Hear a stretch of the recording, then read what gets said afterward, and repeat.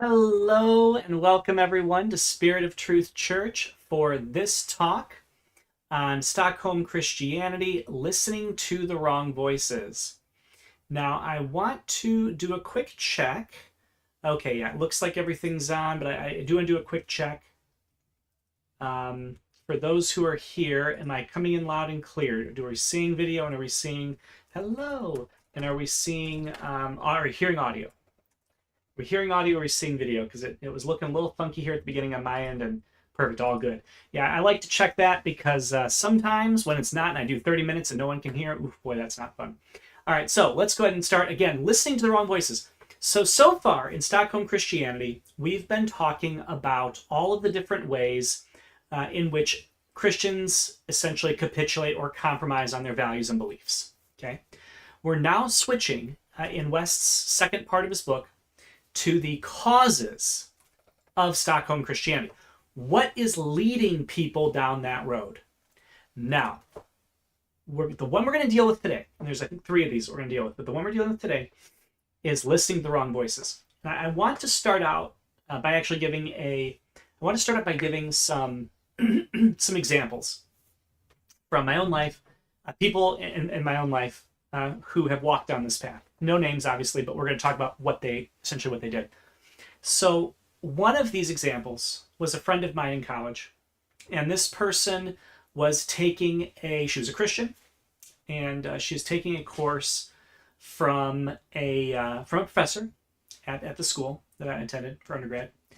And this professor essentially did not believe in the Bible, was not a Christian, said the Bible is full of errors, held essentially the standard liberal view of Scripture, and argued that the Gospel of Thomas was, essentially predated most of the, if not all of the Gospels. Okay, so in other words, this is ultra secular liberal scholar type person. And my friend was taking the class from this professor, and her comment was, "Well, even if I don't agree with all of it, even if we're from different things, the professor is a expert in their field, and I still want to learn from this person. I still want to take in all that she has to offer. I can sort of keep the meat and spit out the bones kind of argument, or I'll be able to tell the difference between good and bad and all of this kind of stuff." Okay, and that was the thought. Now, from my perspective, I said every word that comes out of this professor's mouth is either going to fall in one of 3 categories. It's either going to be data, which, sure, data's data. Or it's going to be a lie, or it's going to be based on a false worldview. But this professor, because of this professor's belief system, cannot actually impart knowledge of any kind on that topic of Christianity and Scripture. Because the professor does not hold to a Christian worldview that essentially is required to even produce knowledge in that field. And why is this important? Because now, I don't know what happened to this person. But my comment is this person began to listen, to take as knowledge, to take in as true things that a secular non-Christian was saying, because of this non-Christian's position of authority and credentials. And so there's just no way that this person's thinking wasn't affected by that. It had to be. But this is how it's justified. Okay? Another situation. There was a church member at a former church that I was part of who had bought a book and was reading a book because she wanted to know more about New Testament reliability and the Bible and manuscripts and stuff. And so she was reading this book, which she found very interesting. And I said, "Oh, what's the book?" She's like over halfway through. She's like, "Yeah, it's really good." Turns out it was Bart Ehrman's misquoting Jesus. And I literally said, that book, though it has data, none of the conclusions are good. These conclusions are erroneous. They're based on false worldviews. But this person was being influenced by Bart Ehrman because she had just simply no clue who he was or what she was even reading. So some people fall into this stuff because they deceive themselves into thinking that the world has appealing knowledge. Some people fall into this because they think, oh, they don't know any better. A third group For example, I've known many people who've chosen to do the Enneagram in yoga. And they say, well, I'm going to do these things because they help me. And so because these practices help them, they start listening to the theology of the Christian Enneagram people and the Christian yoga people, and it's very much secular theology, very much not Christianity. But they start to take that theology and start to believe it. And so sometimes it's experience that leads people astray. And so all of these situations can be the case. But then there's even one more situation, and I'm going to use myself as an example. So being an apologist can be a very difficult position. And the reason it can be a difficult position is because as part of your job description, you not only have to understand and read your position on something, but you also have to read and understand all of the positions you disagree with. Now, why is this hard? Well, as a young apologist, I found out it's actually quite difficult to sit there and read arguments against what you believe on an emotional, mental level.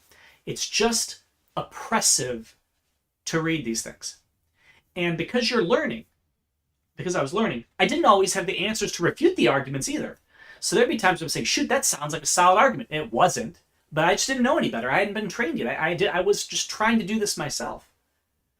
And thank goodness and praise God, I had other people around me that I could call on and say, hey, what's going on with this argument? Or, hey, what's going on with this? Because I was very impressionable because I was just researching this stuff. And thank goodness I had other people who could say, oh yeah, well, here's where they're flawed, or here's where this is flawed, or here's the issue here. And I was like, oh, okay, good. That makes a lot of sense. But I went into it thinking I could handle it, when in reality I couldn't. And so there's that problem too. And what I came to realize over time was this. I had to know the truth, forwards, backwards, inside and out. I had to not only know the data of the truth and the conclusions of the truth, but I had to know the methodology of the truth. In other words, how do I know something's true or not, at least whether it's is often based on what methodology was used to derive it. If I put something through a junk machine, it's going to only spit out junk. So I realized, I've got to know all of that. Here's the problem. Welcome to 10 years of grad school. I mean, for real. That's about what it is. Welcome to 10 years of grad school to essentially do that on most theological topics. So it's a long, hard road. And this is why I typically recommend learning the truth. For most people, to learn the truth, forwards, frontwards, backwards, etc., listen to the right voices. And then, along with somebody who is trained, begin to assess and critique the wrong voices. And so that's how I typically recommend people go about this, because I've seen so many friends throughout my 20 years in ministry really fall off for various reasons, getting sucked into all sorts of things because they just kept listening. And this is essentially West's point. West's point is this, throughout this whole chapter. You are always affected by what you listen to. Always. This is one of his main points. And he says, unfortunately, many Christians have been tricked into, or unwittingly, or even knowingly, listen to wrong voices the majority of their time, and are thus heavily influenced by them. Now, we still have to know what the opposing side says. I'm not saying we don't. But the key thing is, we have to know our side so well that the differences pop immediately.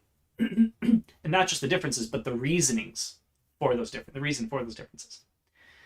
And so Wes is going to get into this, and he basically spends most of the chapter going through a bunch of different reasons why these sources are the wrong voices. We're going to talk about a bunch of that. But I also want to point out another piece to this. Okay, I want to point out another piece to this. This idea of listening to the wrong voices. Okay.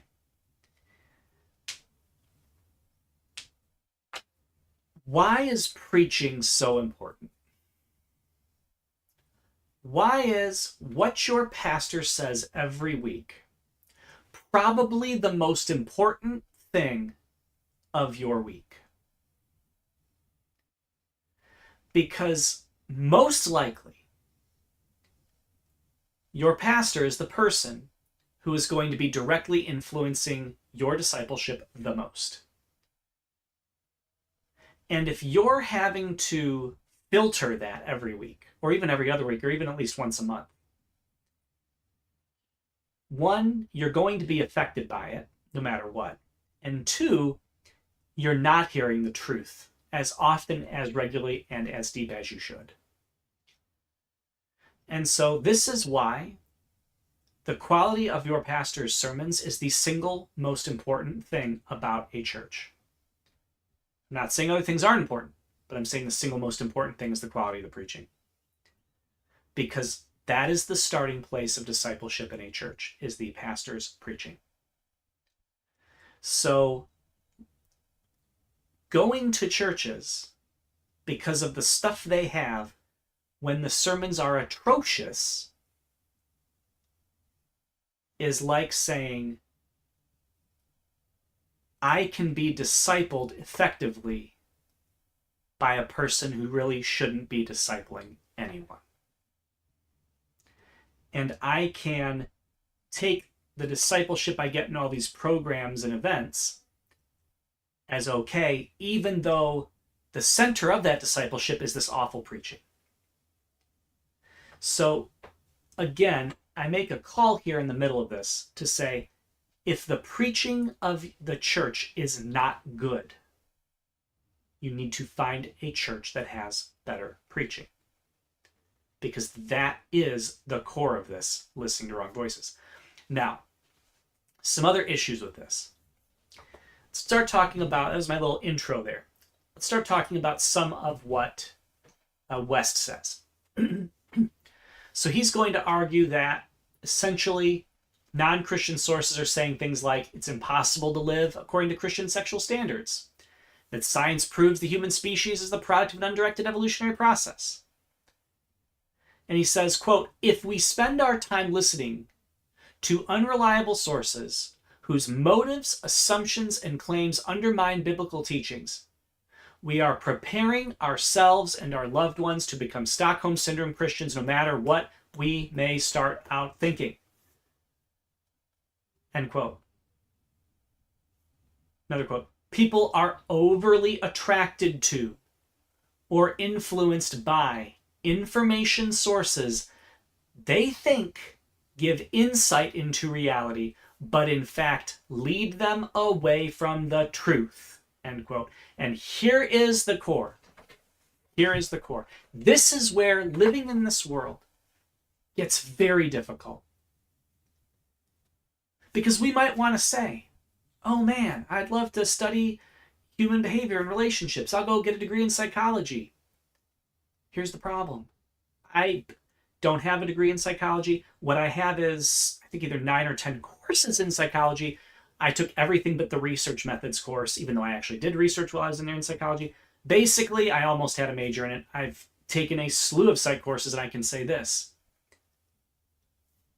Psychology does indeed often depict things. It even seems like it corresponds to reality. And in certain cases, it does. But in general, the field of psychology is based on secular principles of the understanding of the soul, the body, the mind, and consciousness. And so at its foundation, it's going to get some things very, very, very wrong. And this fundamentally is the issue. Is that we're here in this world. And it's virtually impossible to operate in this world and not be influenced by secular thinking. Every time someone is told, well, you have to attend a DEI meeting as part of your job here, or you're fired. Okay? That's indoctrination. That's listening to the wrong voice. Even if you disagree, even if you don't, still listening to the wrong voice, it can still have an influence on you. And especially more so when you're attracted to it. Then West gets into this idea about the news media. And I'll just read you some of the stats he gives. He says 55% of journalists believe they shouldn't cover all sides equally. Wow. 60% admit that, quote, news organizations mostly tend to favor one side. More than 40% admit that, quote, journalists are often unable to separate their views from what they report on. Then there's this one. 65% of national journalists are working to reform society, and 79% of local argue they're working to reform society. The problem is most journalists in America don't hold the views and worldviews of the majority of Americans. From the 60s through the first decade of the 20th century, quote, data shows that journalists are overwhelmingly more secular than most Americans. They're liberal on social and economic issues. They favor the liberal party. And yet that was our news sources. So now we have alternative news sources popping up. And what happens? The major news companies deride them as false information. Okay? But how does this progressive bias get thrown in? Well, first, they set the agenda.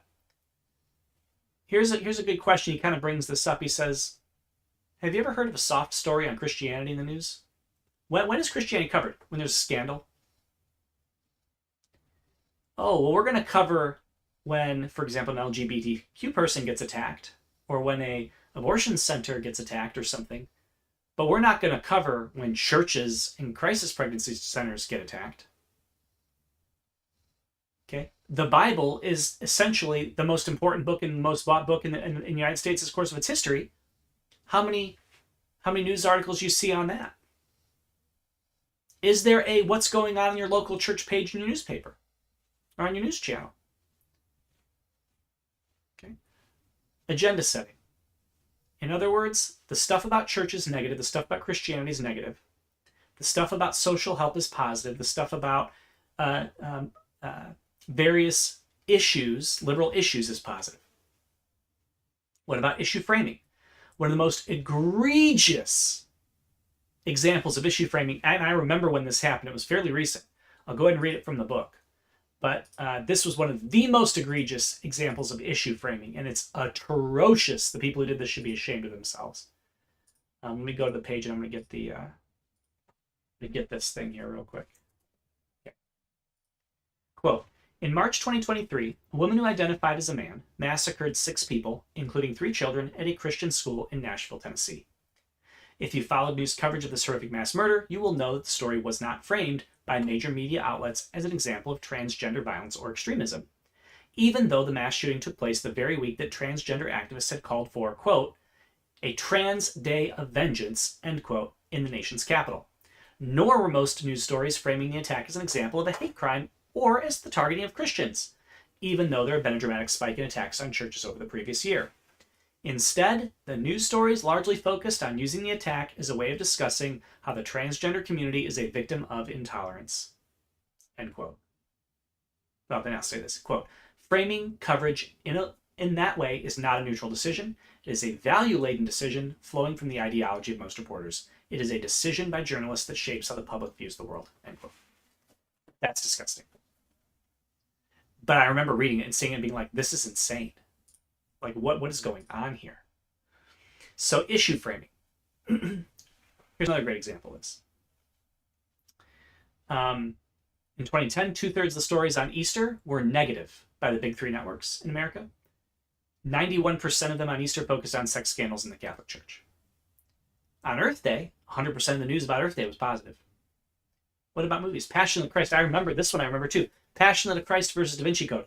Passion of the Christ, they tried to paint it as anti-Semitic and deride it. Da Vinci Code, they tried to say, oh, that's an intriguing theory. Look, Da Vinci Code is literally undermining Christianity. The Passion of the Christ is literally showing arguably one of the best put-to-film presentations of the Passion of Jesus Christ. It's completely ridiculous. Georgia Southern University, 2019. They did a study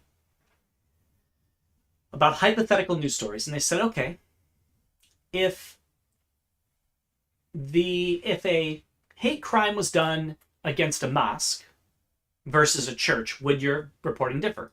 And the answer was, quote, they're more willing to see the event as discrimination or hate crime if it was at a church. In other words, if it was if it was, well, than if it was at a church. So if it was at a mosque, they were more willing to see it as a discrimination or hate crime. LGBTQ. If an LGBTQ person was called immoral and hateful, versus if a conservative Christian was called immoral and hateful, they were, quote, 3 times as likely to depict the professor attacking gay people as a bigot rather than the professor attacking conservative Christianity. And then what about labels? Gender affirming care.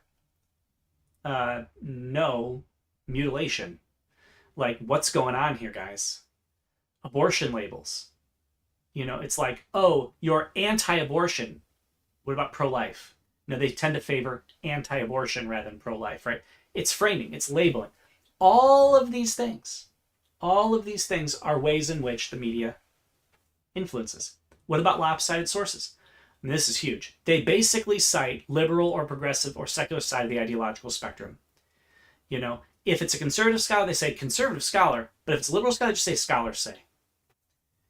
And the point of this, when you hear that, oh, scholars say and all this kind of stuff, and it's like totally anti-Christian, well, that's to demoralize you. That's to manipulate you. It's to make you feel like you're alone. I felt that.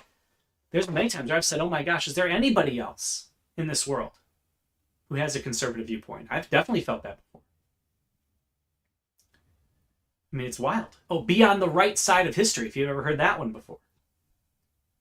Okay? Then there's also straight up false reporting or lies. And he goes into a whole bunch of those as well, but that also does happen. It's kind of wild stuff. Then what about social media? Well, we've seen what's happened in social media.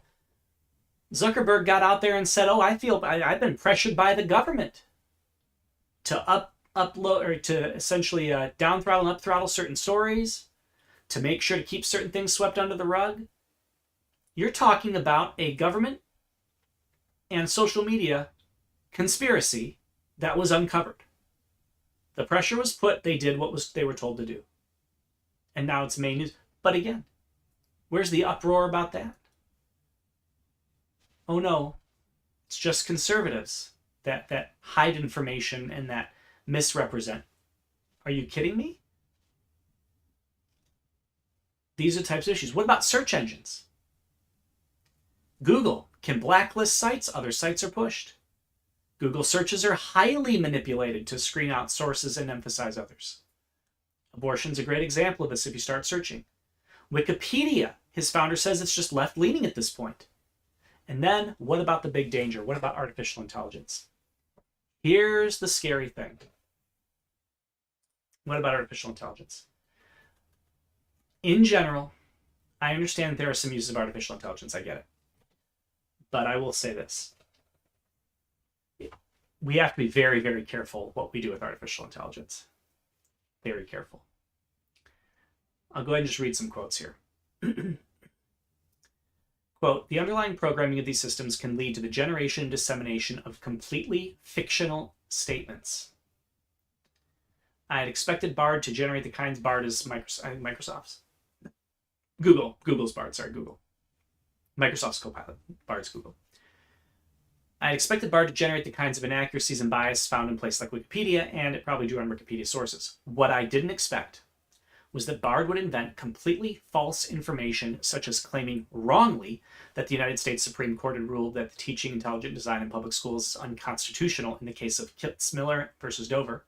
In reality, Kitzmiller was merely a federal district court case, not a Supreme Court case, and its decision only applies to one part of Pennsylvania, not nationwide.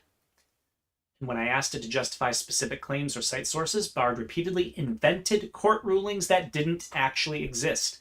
It generates the names of the purported legal cases and even cited the courts that purportedly issue the rulings, but these court cases and rulings never happened. Quote again, let that sink in. Bard provided fictional sources in support of false claims.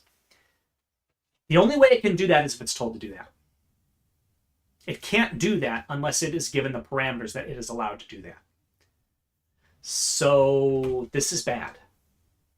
This is bad. Okay, here's another one. This is kind of a funny one. It says, quote, I later learned I'd experienced a well-documented flaw of AI systems. They generate all sorts of imaginary facts. In one humorous example, ChatGPT kept asserting confidently and incorrectly that Russians had sent various numbers of bears into space. ChatGPT even invented names for imaginary bears. Alashoya, Pushinka, and Vladimir. When asked for references, ChatGPT produced fake URLs. Quote, if you realize the implications of what I'm saying here, you should be frightened. Christians who aren't aware that AI-based information services can be even more biased and inaccurate than other sources are asking for trouble. End quote. What about entertainment? I mean, I don't know if we have to get into entertainment as much. Let's just say this. It is massively progressive, massively liberal. They are absolutely pushing Satanism, LGBTQ agenda, anti-Christianity, anti-Christian morality, literally anti-Bible stuff. I mean, you name it. And he even mentions one thing that was produced by Disney, a Disney-owned company, that I was shocked. I hadn't even heard of this. I had heard of one of the other ones, but I had not heard of this one. And I'm not even going to really talk about it, but we'll just say this. It involves an animated show about a woman who's impregnated by Satan and gives birth to the Antichrist. And this is all viewed positively. Okay? And, quote, the actress who voiced the character said of her role, quote, I love that we are normalizing paganism. Laura is a pagan. She's a witch. She's jacked. End quote. And, man, it's pretty crazy. This kind of stuff is becoming more and more prevalent. And then we have the de-emphasization of religion. Things like Hallmark films and stuff like that, where Christmas and Easter are now more about the secular holiday part of it rather than the incarnation of Jesus and Jesus' resurrection. Okay? Biblical teachings are trashed all the time. Think about how much Christian morality you might see on a network show or a sitcom or something. It's almost non-existent. It's almost non-existent. And the bottom line is, and this is hard, the more time we spend filling ourselves with spiritually toxic content, toxicity eventually kills us. It's just true. And it's not that one thing here, one thing there, that's not what I'm talking about, but it's very easy to get sucked into just a litany of these things. It could be on any level. Then there's the issue with scientists and college and university professors. And again, I mean, I don't even know how much I have to really say about that, how bad that situation is. But basically, there's this idea that scientists are, the impartial, factual, objective people. Nothing could possibly be further from the truth. I mean, really, it's pretty interesting. In 2021, a national survey of over 5,000 academic biologists, 89% identified as liberal, 85% as pro-choice, and 63% as non-religious. I mean, that's huge. And yet these people are shaping our worldview. College university professors, it's almost even worse. In 1999, they surveyed over 1,600 professors at 183 American universities. They found 72% identify as leftist or liberal. 67 believed homosexual lifestyle is acceptable. 84% endorsed the right to abortion. 75% thought extramarital cohabitation was acceptable. According to a 2014 study, the United States as a whole had a, quote, 6-to-1 ratio of liberal to conservative professors. In New England, the figure is 28-to-1. Okay. Here we go. According to the survey in 2007, only 1% of faculty at such PhD granting elite universities would be described as born-again Christians. So we now have a second thing to talk about here, which is the university. And there's yeah, it's really bad. There's a lot of problems that we got to really address here. You're talking about at your elite universities are less than 1% Christians. Most universities have barely any. Okay. And we now have to say, what are the reasons why people are going to a university in the first place? Well, I know for a lot of people, it's credentialing. For a lot of people, it's I want to go to the most famous university so that I can get into the best jobs at the best things and make the most money. So really what it comes down to is money.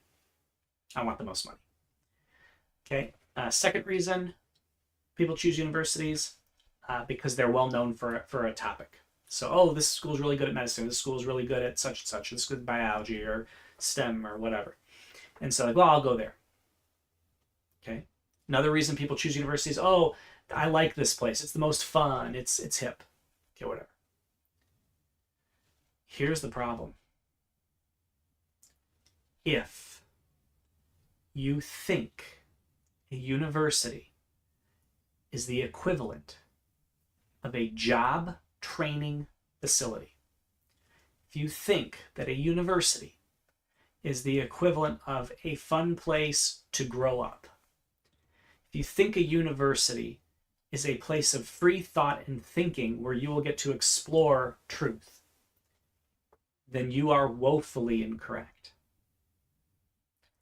What a university traditionally does and still does is form citizens. That's what it does. You would go to a university, you would be learning various things about various subjects, but the whole point is they're forming you into a, especially liberal arts universities, would be forming you into a what they consider a good citizen of the country. When these are so dominated by secular people, their goal, you may go there saying, oh, I'll just go to engineering and learn this, but you're not just taking engineering courses. You're going to be taking all sorts of courses, and even your engineering courses are still going to have this stuff in it. It's going to be undergirded with secular beliefs and secular thinking. And here's the truth. If you don't accept that thinking and beliefs, you will never fit into the field. And so by the time people are already in this, they realize that it's too late. So then they accept the things because they say, well, I have to believe this in order to actually do my work in my field. And then they do it. And then that changes what they think about Christianity. And I can't tell you the number of times I've seen that happen.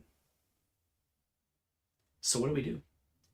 Well, there are Christian universities out there, for one, that even though the student population may still be very secular, at least the professors should be Christians. However, even that is getting thrown down. That's why I'm starting Hartwell Divinity School. It's why we've got Hartwell University. It's why we're doing these types of things, because we're trying to create a solid conservative Christian school that's affordable and that you never have to worry about compromise. You can know when you go there what you're going to get. And so this is the issue.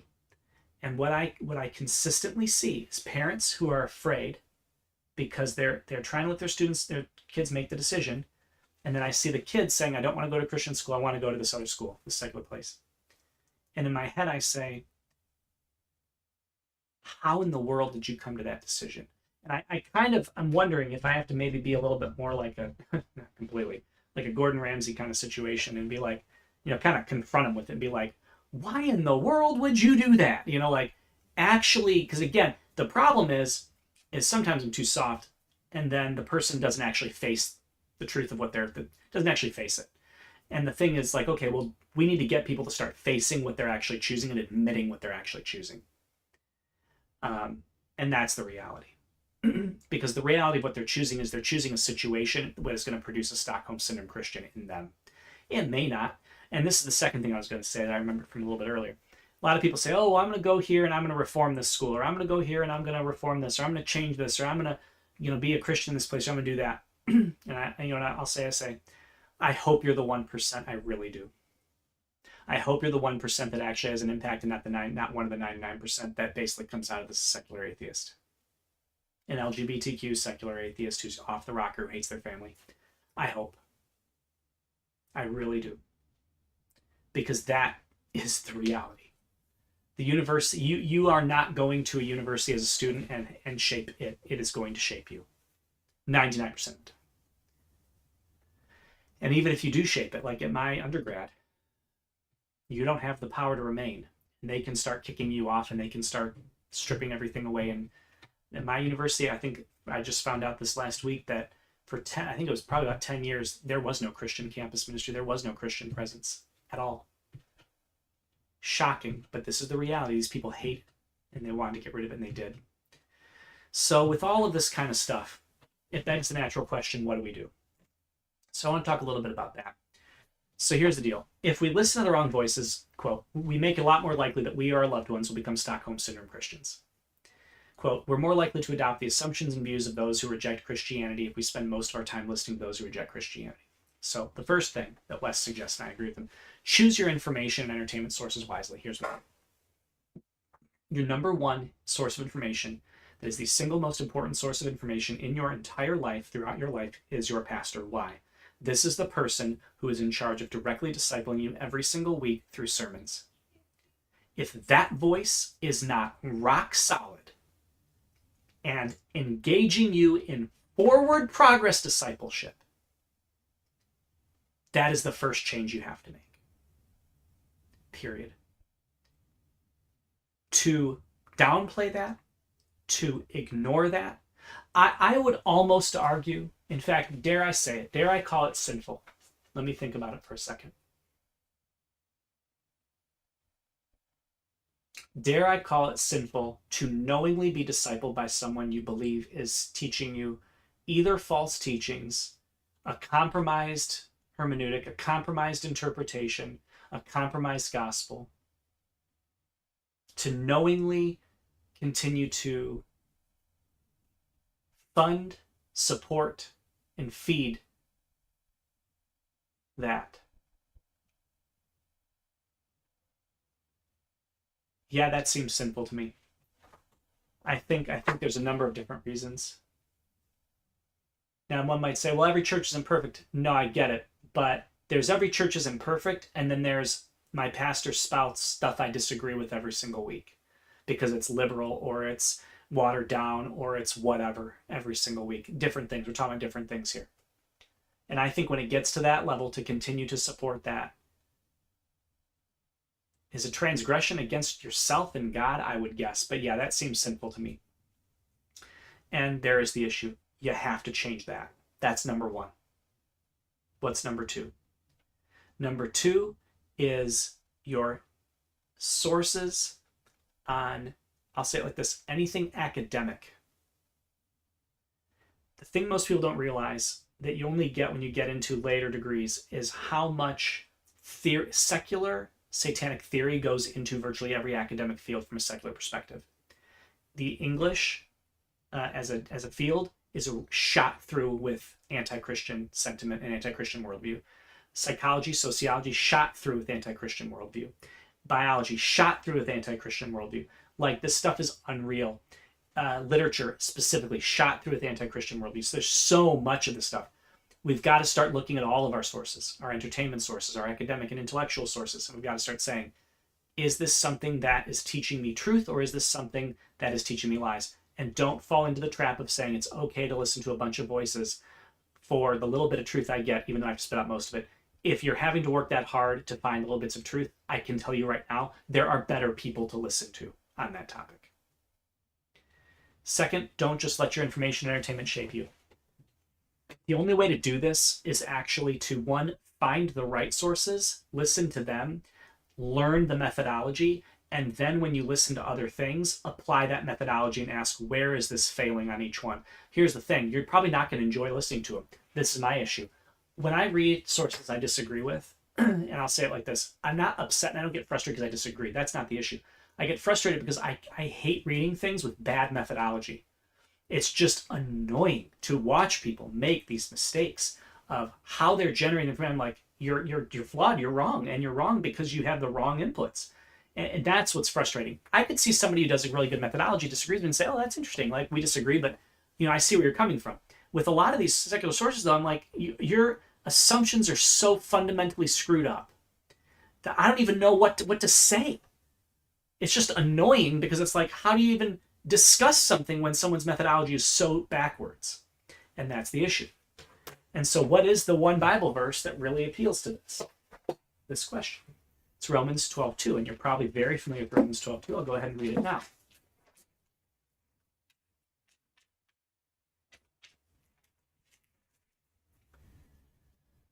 Do not be conformed to this age, but be transformed by the renewing of your mind, so that you may discern what is the good, pleasing, and perfect will of God.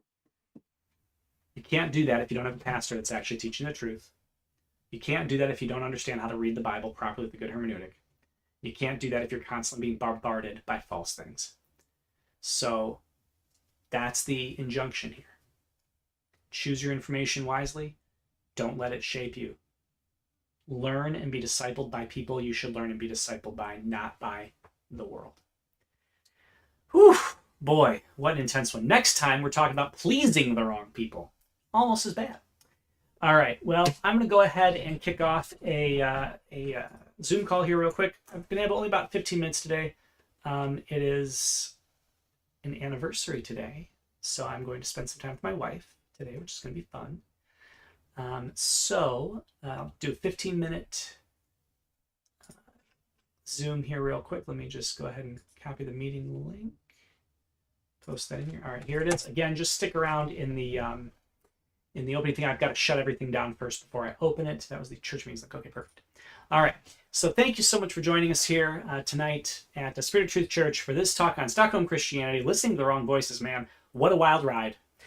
I hope you all had a good time. I look forward to seeing some of you in the Zoom call. Have a great night. Thank you so much, and I hope to see you again next week. Have a great night, everybody.